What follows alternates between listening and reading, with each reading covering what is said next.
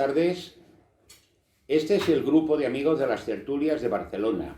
Mi nombre es Toni Feliu y el tema de hoy que hablaremos será el origen de los pueblos del mar. Pues vamos a empezar. Los pueblos del mar eran una confederación de asaltantes navales que atacaron las ciudades costeras de la región mediterránea entre alrededor del año 1276 y 1178 a.C., concentrándose especialmente en Egipto. La nacionalidad de los pueblos del mar sigue siendo un misterio, ya que los documentos que existen sobre sus actividades son principalmente fuentes egipcias que solo los describen en términos de batallas, tales como la estela de Tanis, que dice: vinieron del mar en sus barcos de guerra y nadie pudo oponerse a ellos. Esta es una descripción típica de las referencias egipcias a estos misteriosos invasores. En los documentos egipcios se nombra a algunas de las tribus comprendidas entre los pueblos del mar. Y los nombres dados son Sherden, Kelesh, Lubka, Turska, Akawasha.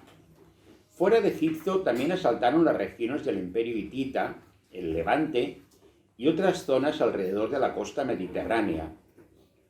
Se ha sugerido y debatido que eran de origen e identidad etrusca, troyana, italiana, filistea, micénica e incluso minoica, pero como no se ha descubierto ningún relato hasta la fecha que pueda arrojar más luz sobre este tema, todas esas afirmaciones nomás son conjeturas. Y por ejemplo vamos a describir los pueblos originarios que existen o existían en la zona. Tenemos los filisteos, que los documentos más antiguos que harían referencia a los filisteos son los documentos egipcios sobre los pueblos del mar, donde se menciona a los Purasati, transcrito convencionalmente como Peleset, junto a otras poblaciones hostiles a Egipto. Tras su enfrentamiento con los egipcios, se establecieron en la costa suroeste de Canaán, es decir, en la región de la actual Franja de Gaza, Palestina, extendiéndose al norte hasta casi la actual Tel Aviv, Israel. Análisis recientes de ADN de individuos enterrados en la ciudad filistea de Ascalón, hoy en día Israel, muestran que los filisteos eran una población inmigrante en Oriente Medio y que sus parientes más cercanos se encontraban en Creta, Cerdeña, Grecia o incluso España. Es decir, eran de origen europeo. Luego también tenemos la civilización micénica, que se desarrolló en el periodo heládico reciente, es decir, la última parte de la Edad del Bronce, entre 1700 y 1050 a.C., aproximadamente. Representa la primera civilización avanzada de la Grecia continental, con sus estados palaciales, organización urbana, obras de arte, sistemas de escritura, y entre los centros del poder que surgieron en su seno destacan Micenas, el Peloponeso, Tebas, Atenas, Tesalia, Knossos. Sobre el final de esa civilización se ha propuesto varias teorías, entre ellas la de invasión dórica o actividades conectadas con los pueblos del mar, precisamente. También se han defendido explicaciones como desastres naturales o cambios climáticos, y el periodo micénico se convirtió en escenario histórico de gran parte de la literatura y de las mitologías griegas. Y nos volvemos a encontrar con otra civilización de la época y de la zona, que son los hititas. La historia de los hititas es la de este pueblo de la antigüedad asentado en la península de Anatolia alrededor del siglo XVIII a.C.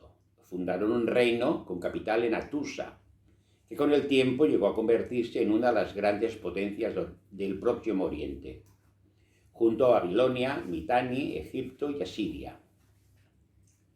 En el siglo XIII a.C., el momento de su máxima expansión, ocupó prácticamente toda Anatolia y partes importantes de Chipre, Siria y Mesopotamia.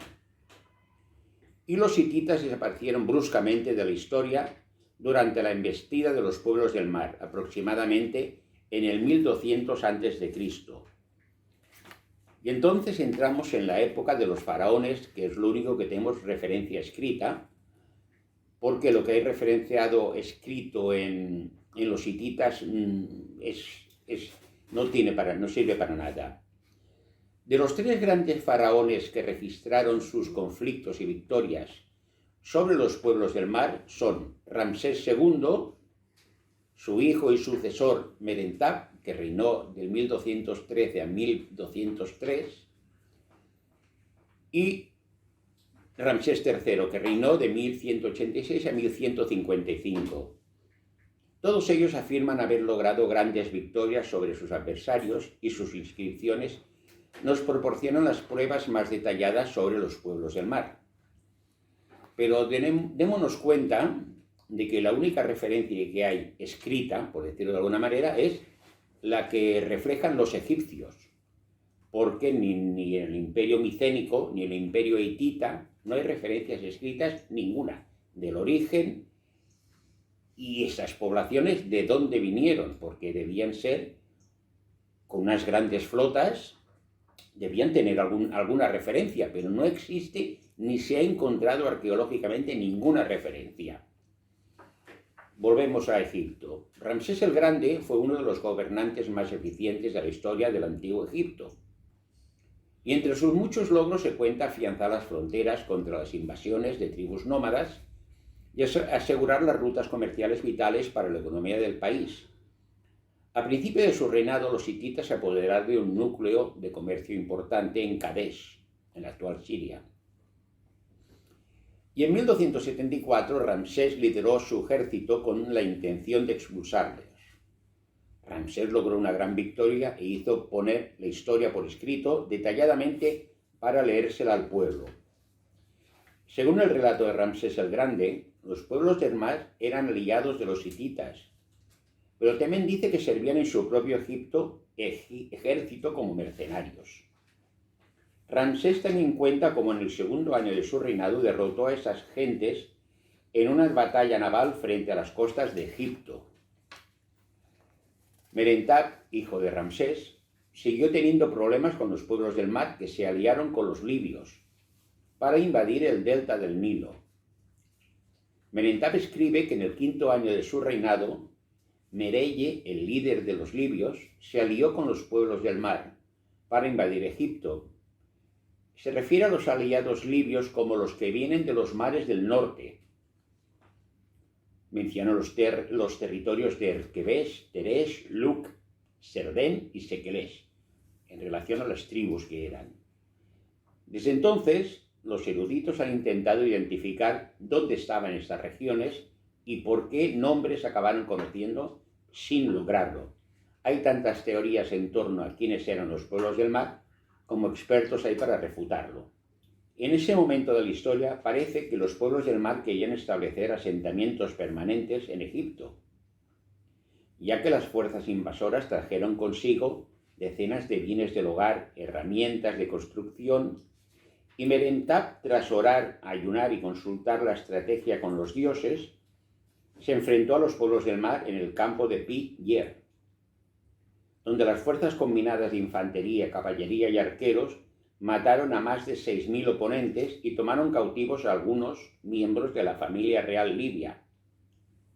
Para celebrar este logro hizo inmortalizar la historia en las inscripciones de Karnak, así como en la famosa estela de Merentab que se encuentra en su templo funerario de Tebas.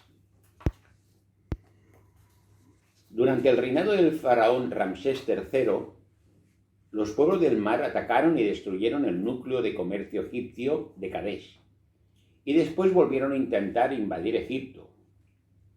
Eran pesaditos los chicos. Los países mencionados en la Confederación de los Pueblos del Mar puede que sean las regiones de Palestina o Siria, pero no es seguro. No obstante, está claro que eran la misma gente con algunas adiciones. Habían atacado Egipto con los libios en la época de Merentab, y en esta invasión, al igual que en la anterior, los pueblos del mar se aliaron con los libios, y tal como apunta Ramsés III, confiaban en la victoria. ya habían destruido el país hitita y que en las inscripciones se menciona como Atí.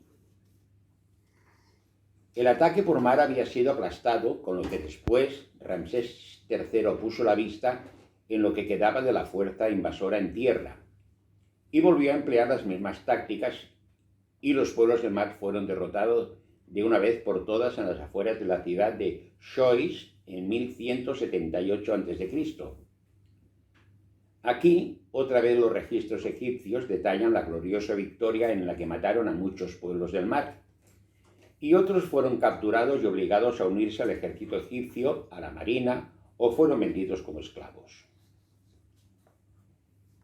Tras la derrota de los pueblos del mar a manos de Ramsés III, estos desaparecen por completo de la historia y puede que los supervivientes fueran asimilados por la cultura egipcia. No hay ningún documento que indique de dónde venían, así como tampoco hay ninguna mención después de 1178 a.C., pero durante casi 100 años fueron los saltadores marinos más temidos de la región mediterránea, así como un constante reto para la prosperidad y el poder egipcios. Y el misterio perdura.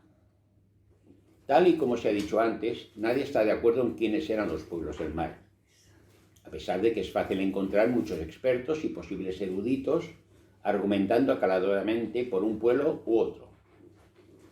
Las inscripciones egipcias que se mencionan aquí nos proporcionan prácticamente todo lo disponible sobre estos pueblos, más allá de las referencias en cartas de los hititas y asirios, que no aclaran tampoco el tema.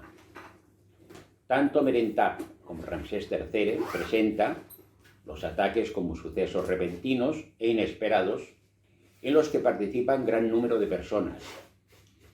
Los relieves de Ramsés III incluso muestran carros llenos de mujeres, niños y bienes, como si se hubiera producido un movimiento de población.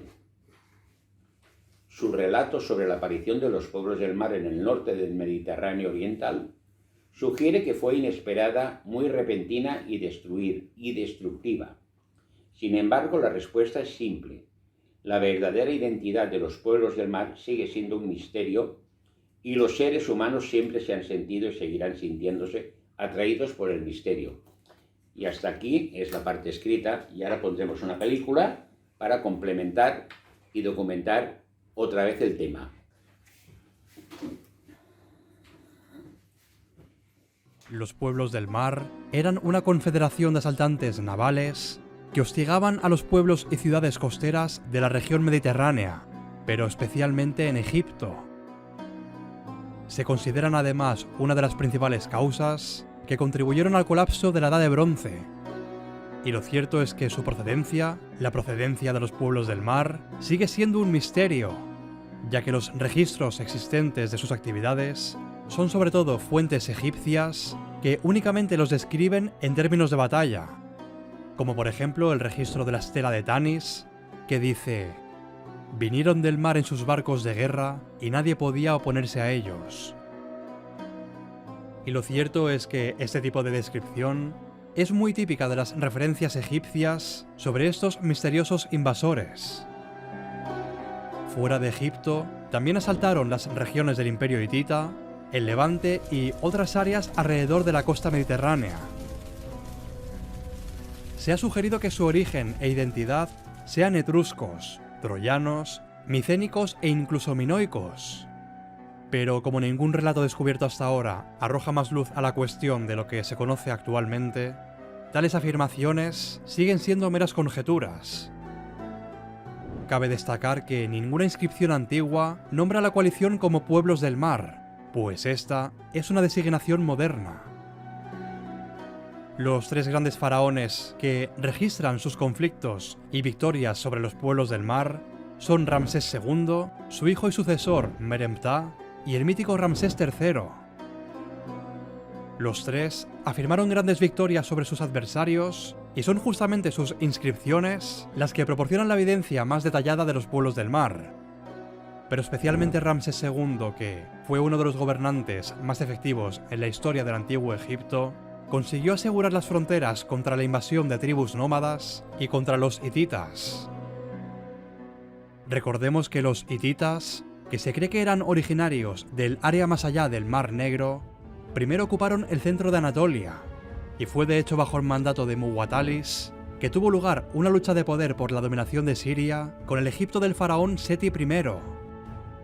Pero fue Ramsés II quien condujo una de las batallas más grandes de toda la Edad de Bronce en Kadesh.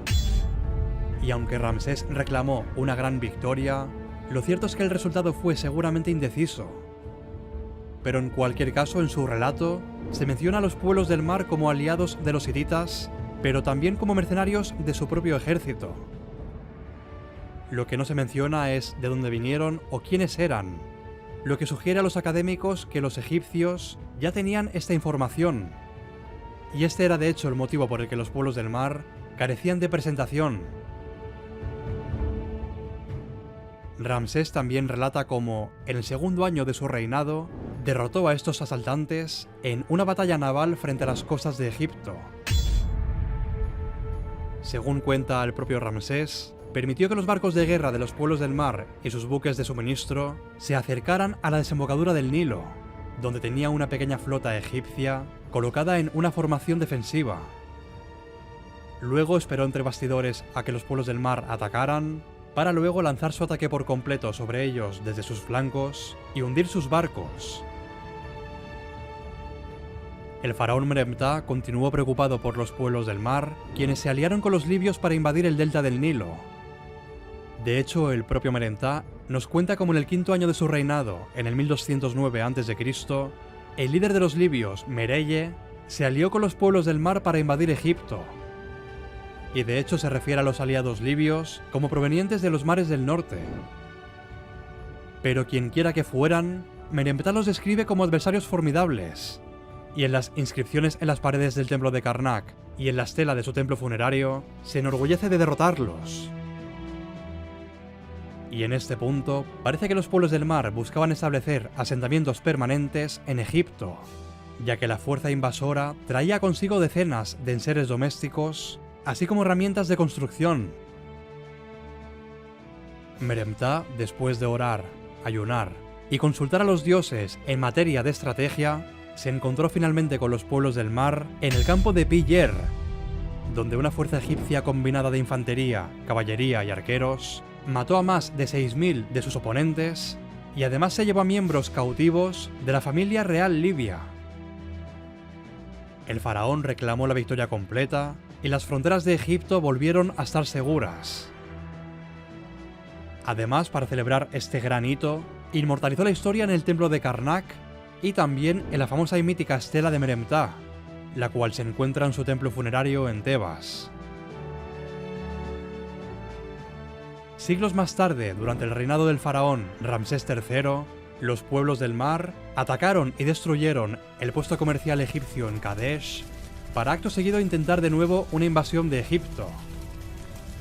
Comenzaron su ofensiva con rápidas incursiones a lo largo de la costa antes de dirigirse hacia el delta, donde el faraón los derrotó en el 1180 a.C.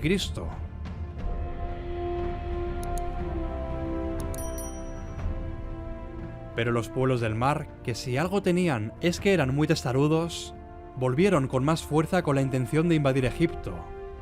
Pero de nuevo Ramsés III los derrotó finalmente en la ciudad de Xois en el 1178 a.C.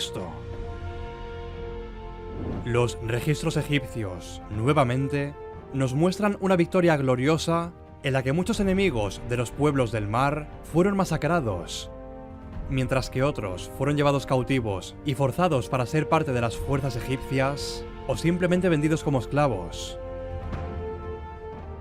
Pero a pesar de que Ramsés III salvó a Egipto de la conquista, la guerra fue tan cara que agotó la tesorería real, por lo que las construcciones de tumbas en el pueblo de Set Ma'at no pudieron ser pagadas. Y esto llevó a la primera huelga laboral en la historia, en la que los trabajadores dejaron sus puestos y se negaron a volver hasta ser compensados por completo. Tras la derrota por Ramsés III, los pueblos del mar simplemente dejan de existir, por lo que a día de hoy nadie se pone de acuerdo sobre quiénes eran realmente. Pero lo que sí que es seguro es que los egipcios los conocían bien, tanto que ni siquiera requerían presentación en los relatos.